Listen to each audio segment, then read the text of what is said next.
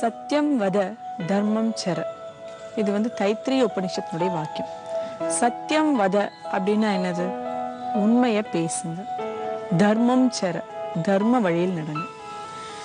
இப்ப நம்ம குழந்தைகளுக்கு நம்ம இதைய அழுத்தமா சொல்லித்தரமா அப்படிங்கறதுதான் கேள்விக்குறியா இருக்கு.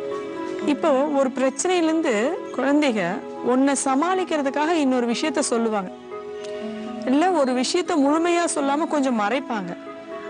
அதை மறைக்கிறது வந்து பொய் இல்லையா? அதே மாதிரி ஒன்ன சமாளிக்கிறதுக்காக இதுதான் போனா போதுன்னு ஒரு விஷயம் சொல்றாங்க, அதுவும் பொய் இல்லை அப்படிங்கிற கேடர்ல குழந்தை நிறுத்திட்டாங்க. பொய்னா அது சின்னதா சொன்னாலும் பொய் தான், பெருசா சொன்னாலும் பொய் தான். பொய் பேசக்கூடாது அப்படிங்கறத அழுத்தம் திருத்தமா நம்ம குழந்தைகளுக்கு நம்ம சொல்லி கொடுத்தே ஆகணும். உண்மையற்ற எந்த விஷயத்தையும் சொல்றதுக்கு தயக்கம் வரணும். முதல்ல நம்மளுடைய உடம்புலையும் உள்ளத்திலையும் ரத்தம் வரைக்கும் அது வியாபிச்சு இருக்க வேண்டியது என்னன்னா சத்தியம் வத, உண்மையே பேசின் குழந்தைகளுக்கு ரொம்ப அழுத்தமா நம்ம சொல்லி கொடுத்தாக வேண்டிய கட்டத்துலதான் இருக்கும். ஏன்னா நம்ம போயிடுவோம். நம்ம நம்ம நம்ம ஜென்ரேஷன்ல இப்ப இருக்கிறவங்க எல்லாருமே இன்னொரு 20 வருஷம் தான் அதிகபட்சம் தாக்கு பிடிப்போம். அதுக்கப்புறம் நம்ம போயிடுவோம். நம்மளுக்கு பின்னாடி வர குழந்தைங்க அடுத்து அவங்க நல்ல முறையில வாழணும்னா சில விஷயங்களை ஆணித்தரமா நம்ம சொல்லித்தான் ஆகணும். தர்மம் சர, நல்லது செய், நல்ல வழியிலேயே நில்லு, நல்லதே செய், நல்லதே செய்யின்னு அவங்க மனசுல பசுமரத்தாணி போல பதியற அளவுக்கு சொல்ல வேண்டிய கடமை பெற்றோர்களுக்கும் ஆசிரியர்களுக்கும் உண்டு. நம் பெற்றோர்களை காட்டிலும் ஆசிரியர்களோட தான் குழந்தைகள் அதிக நேரம் இருக்காங்க. அப்ப இந்த சில தலையாய கடமையா ஆசிரியர்கள் இதை கையாளணும். சில விஷயங்களை ஆணித்தரமா குழந்தைகளுக்கு சொல்லித் தரக்கூடிய ஒரு விஷயத்த நீங்க கையில் எடுத்துக்கணும்னு நான் கேட்டுக்கிறேன். இப்போ எதுக்காக இதெல்லாம் பேசிட்டு வரோம் அப்படின்னா, ஒரு பிரச்சனைய உடம்புலையும் சரி மனசுலையும் சரி வரும்போதே கையாளுறதுக்கு நம்மளுக்கு தெம்பு வேணும். நம்ம இன்னைக்கு பார்க்கக்கூடிய ஒரு முக்கியமான மூலிகை என்னன்னு பார்த்தோம்னா, பொய்யான வடிவத்தோட இருக்கக்கூடிய ஒரு தோற்றம், ஒரு காய். கத்திரிக்காயை போலவே ஒரு தோற்றம், ஆனா அது கத்திரிக்காய் அல்ல, கண்டங்கத்திரி. நம்ம பார்த்த உடனே கத்திரிக்காய் தான் நினைச்சுப்போம், ஆனா அதுல நிறைய முள்கள் இருக்கும். கத்திரிக்காயில முள் இருக்காது, கண்டங்கத்திரியில நிறைய முள் இருக்கும். இந்த கண்டங்கத்திரி நம்மளுக்கு எதுக்கு பயன்படுது அப்படின்னு பாத்தீங்கன்னா, கண்டகாரி காசக்ஞானாம் சிரேஷ்டம். ஒவ்வொரு விஷயத்துக்கும், ஒவ்வொரு மூலிகைக்கும், ஒவ்வொரு பொருளுக்கும் ஒரு ஏற்றம் உண்டு. அதுக்கு அடிச்சுக்க யாராலையும் முடியாதுன்னு நம்ம சொல்லுவோம். அந்த மாதிரி இந்த கண்டகாரிங்கிற கண்டங்கத்திரி வந்து சளி காசம்ங்கிற இதுக்கு இதை தவிர சிறப்பான மூலிகை வேறொன்றும் கிடையாது அப்படிங்கிறதான்.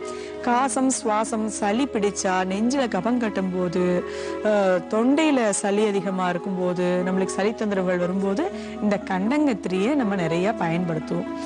முன்பெல்லாம் கண்டங்கத்திரி சின்ன சின்னதா பறிச்சு ஏதோ ஒரு சமையல் கூட்டு மாதிரி கூட செஞ்சு கொடுத்துருப்பாங்க. இப்ப நம்மளுக்கு அதுக்கு வாய்ப்பு இல்லை. ரோட்டோர பகுதிகளில் நிறைய தமிழகம் முழுவதும் இருக்கு, இருந்தா கூட நம்ம கண்களுக்கு இப்ப அதிகமா கிடைக்கிறது இல்லை. கண்டங்கத்திரியை வந்து லேகியம் ஃபார்ம்ல எல்லாம் கூட நம்மளுக்கு கிடைக்குது.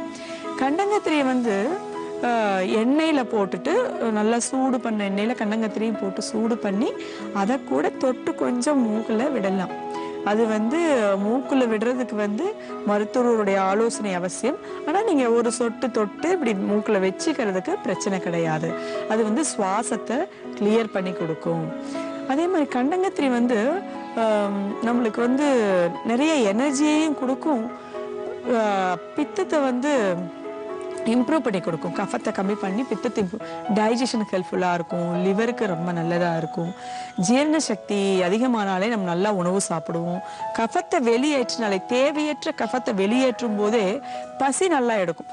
இப்ப அக்னி மாந்தியம், அஜீரணம் இதெல்லாம் இருக்கும்போது வயிற்றுல ஆமம்னு சொல்லுவோம். ஆமம்ங்கிறது டாக்ஸின்ஸ்.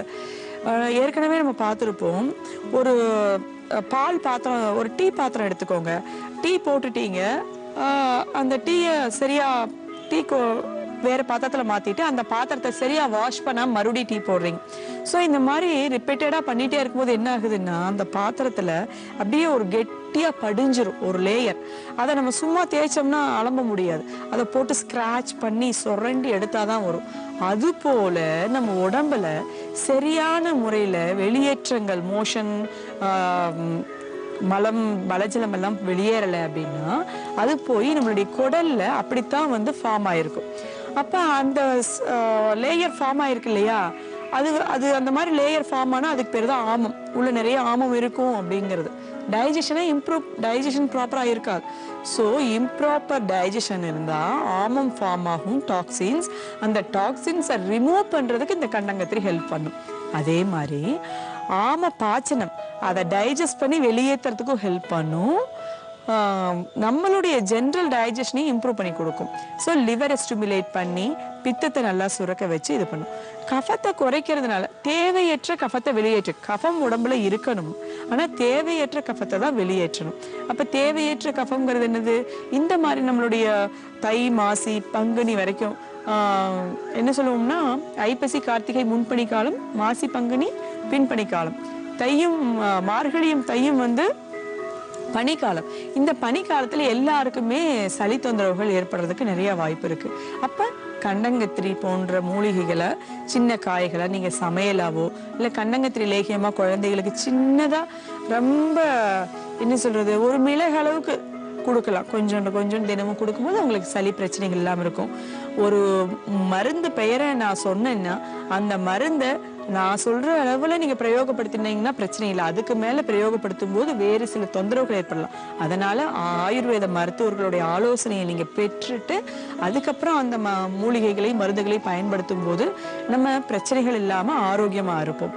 ஸோ கண்டங்கத்திரி காசம் சுவாசம் பிரச்சனைகளுக்கு நல்ல தீர்வா அமைஞ்சு ஆமத்தையும் வெளியேற்றுறதுனால கண்டங்கத்திரியையும் பயன்படுத்தி நல்ல ஆரோக்கியமா இருந்துக்கலாம்.